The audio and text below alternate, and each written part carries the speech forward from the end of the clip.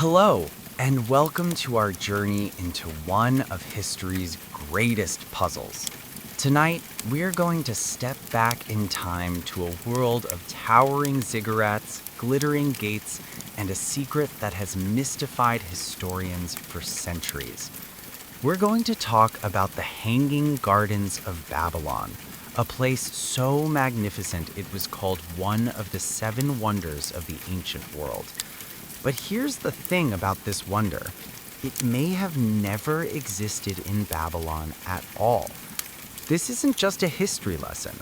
It's a true crime story, with archaeologists as our detectives and ancient texts as our clues. The Babylon Enigma, the city of dreams and a broken heart. Imagine standing in a vast, dry desert, the heat shimmering off the ground. Now imagine a city rising from this landscape like a mirage, a city of sun-dried mud bricks and towering walls. That city was Babylon, the jewel of Mesopotamia. It was a place of immense power and wealth, a hub of culture and science in the ancient world. This golden age came to a peak under King Nebuchadnezzar II, a powerful monarch who ruled from 605 to 562 BC. He was an ambitious builder, a king who wanted to leave his mark on history. We know this because his royal inscriptions, written in cuneiform on stone and clay tablets, meticulously detail every grand project he undertook. He rebuilt the great temple of the god Marduk, and he constructed the dazzling Ishtar Gate, a stunning entrance of blue glazed bricks that welcomed visitors to his capital. But amidst all these recorded feats, there's a captivating story that has been passed down through generations, a story about love and loss. The tale goes that Nebuchadnezzar, in a political alliance, married a Median princess named Amytis. Amytis was from a land of green, lush mountains, a world away from the flat, arid plains of Babylon. She was said to be deeply homesick, her heart aching for the familiar hills and gardens of her homeland. So, to ease her sadness, Nebuchadnezzar supposedly ordered the creation of a miracle, a man-made mountain of terrace gardens, filled with exotic trees and flowers, a living monument to his love for his queen. The descriptions of these gardens, as written by later Greek and Roman historians like Diodorus Siculus, are nothing short of breathtaking. They described a colossal structure built in the shape of an amphitheater, with terraces rising one above the other like a staircase. The gardens were said to cover a vast stone base measuring 120 square meters, and to have reached a height of up to 24 meters, with some reports even claiming they were as tall as 100 meters. These incredible layers were supported by giant stone columns, and the roofs of each terrace were meticulously sealed with layers of reeds, tar, baked brick, and lead to prevent moisture from leaking down. Imagine the engineering it took just to build the structure. But the real marvel was the irrigation. To keep this artificial mountain of green alive in the desert heat, it needed a continuous supply of water, thousands of gallons a day. Ancient writers detailed a sophisticated system that used a series of pumps and buckets to lift water from the Euphrates River to the highest levels of the garden. It was a testament to ancient ingenuity, a wonder of technology that would be impressive even today. And yet, here is where our detective story gets its first major twist. For all the vivid descriptions from ancient Greek and Roman writers, there is one glaring piece of evidence missing. The Babylonians themselves never mentioned these gardens. Not a single Babylonian inscription from Nebuchadnezzar's reign, not a single clay tablet records the construction of this monumental wonder. This is an incredibly important detail because Nebuchadnezzar was a king who loved to boast. He documented every wall, every temple, every gate he built. why would he stay silent about his greatest achievement? The silence of the Babylonian records is a powerful clue, and it's supported by the work of our modern-day detectives, the archaeologists. A German archaeologist named Robert Koldewey spent 18 years, from 1899 to 1917, digging in the ruins of ancient Babylon. He uncovered the foundations of the legendary Tower of Babel and the magnificent city walls, but he never found any definitive trace of the Hanging Gardens. The only thing he found was a vaulted structure near the palace that some have speculated was a part of the gardens, but this has never been proven. This lack of evidence has led many historians to a simple but heartbreaking conclusion. The Hanging Gardens of Babylon were a myth, a beautiful fairy tale, perhaps created or embellished by the soldiers of Alexander the Great, who, having conquered a majestic city, wanted to add to its mythical grandeur. They returned to Greece with stories that later historians like Diodorus and Strabo took as fact. For decades, this was where the story ended, a legend for the ages, but not a reality. A new suspect, a new location, but our story takes a surprising turn. A brilliant scholar named Dr. Stephanie Daly, an Assyriologist at the Oxford University, refused to believe that the gardens were simply fiction. She spent over 20 years studying cuneiform texts and ancient artifacts, and she came to a revolutionary conclusion. The gardens were real. They just weren't in Babylon. Dr. Daly's theory points north to the rival city of Nineveh, the capital of the powerful Assyrian Empire. She argues that the Hanging Gardens were built by an earlier, equally ambitious king, Sennacherib, who ruled from 704 to 681 BC. Her evidence is compelling. She discovered Assyrian texts from Sennacherib's time that explicitly describe a spectacular garden he built next to his palace, which he called a wonder for all people. But the most convincing clue comes from the walls of his palace itself. Bas-reliefs, sculptures carved into a wall from the palace in Nineveh, clearly show a magnificent tiered garden with trees and plants growing on terraces, exactly as the Greek historians described. These are the concrete visual clues that were missing from Babylon. The geography of Nineveh also makes far more sense for such a monumental project. Unlike the flat plains of Babylon, Nineveh was built in a hilly region. This allowed Sennacherib to create one of the most incredible engineering feats of the ancient world, a complex system of canals and aqueducts that brought water from over 80 kilometers away to feed his city and gardens. And in his inscriptions, Sennacherib even describes a device he used to get the water to the highest levels of the gardens, a new bronze screw that lifted water continuously.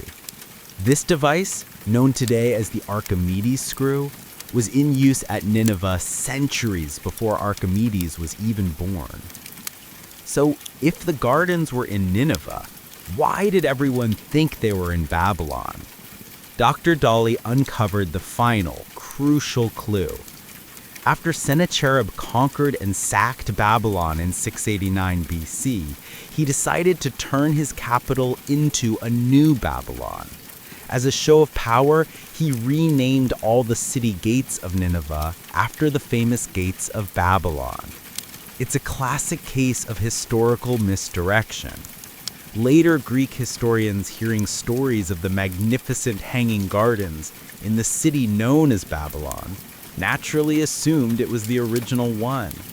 This small political act of a king nearly 3,000 years ago created one of the world's most enduring historical mysteries. The mystery of the Hanging Gardens is a perfect example of how history isn't static. It's a living, breathing field of study, a thrilling detective story where new evidence can completely upend everything we thought we knew. The gardens were real, an awe-inspiring wonder of engineering and art.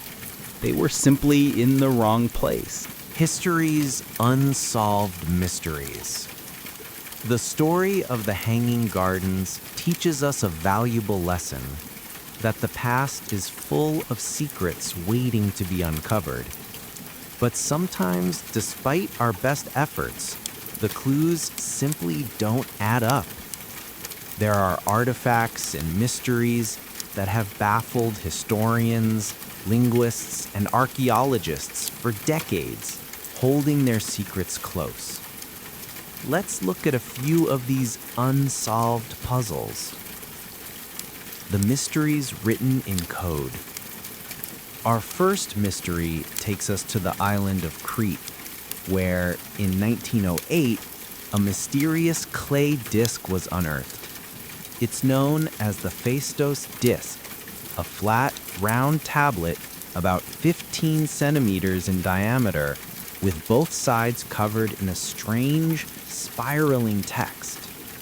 There are 241 symbols on the disc, made up of 45 unique characters, which look like tiny pictures of people, animals, plants, and tools. Since its discovery, scholars have tried to decipher its language and meaning, but every attempt has failed. Is it a game board, a prayer, a business document, or even a clever fake? We simply don't know, and this little disc continues to keep its secrets. Another enigma bound in pages is the Voynich manuscript. This is no ordinary book. It's a 500-year-old codex of 240 pages, handwritten in a language that no one in the world can read. It's filled with bizarre illustrations of unidentifiable plants, complex astronomical diagrams, and strange images of naked women bathing in what looks like a network of alien pipes. Since it was found by a rare book dealer in 1912, the Voynich manuscript has stumped some of the greatest codebreakers in history. Is it a lost language from a forgotten civilization? A sophisticated coded message? Or is it all a masterful hoax? A medieval prank so brilliant it has fooled generations of experts? The paper and ink have been carbon dated to the 15th century, proving it's an authentic antique, but the message within remains a ghost from the past. Disappearing acts and lost treasures. Sometimes a mystery isn't a single artifact, but an entire event. The story of the Mary Celeste is a classic ghost ship tale that has captivated imaginations for over a century. In 1872, this American brigantine was found drifting in the Atlantic Ocean. Her cargo of alcohol was still intact, personal belongings were undisturbed, and there was no sign of a struggle. But the 10 people aboard, including the captain, his wife, and their 2-year-old daughter, were gone. The only thing missing was the lifeboat. What happened? Was it a mutiny? Piracy? An attack by a sea monster? A more logical theory suggests that the captain, fearing an explosion from the cargo, ordered the ship abandoned and the lifeboat was lost in a storm. But no one ever saw the crew again, and the truth of what happened remains lost to the ocean. Another fascinating mystery lies in a treasure map, but a very unusual one. In 1952, archaeologists discovered the Copper Scroll in a cave near the Dead Sea. Unlike the other ancient scrolls found in the area, this one wasn't a religious text. It was a list, meticulously carved into copper, detailing 64 locations where vast treasures of gold and silver were hidden. Scholars believe it may contain clues to the lost treasures of the first temple of Jerusalem. But here's the problem. None of the treasures have ever been found. Is this a real treasure map or a work of ancient fiction? The secret is buried, literally, beneath the sands of time. And finally, we have the most famous tomb that has never been found, the burial site of Cleopatra. The last pharaoh of Egypt, she was one of the most powerful women in history, yet her final resting place remains a secret.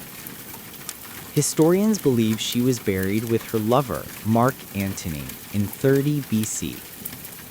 For years, archaeologists have searched for her tomb in Egypt, with theories pointing to locations near an ancient temple outside Alexandria.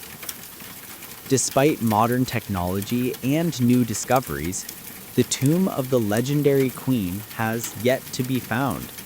A fitting final act for a figure who lived and died surrounded by mystery.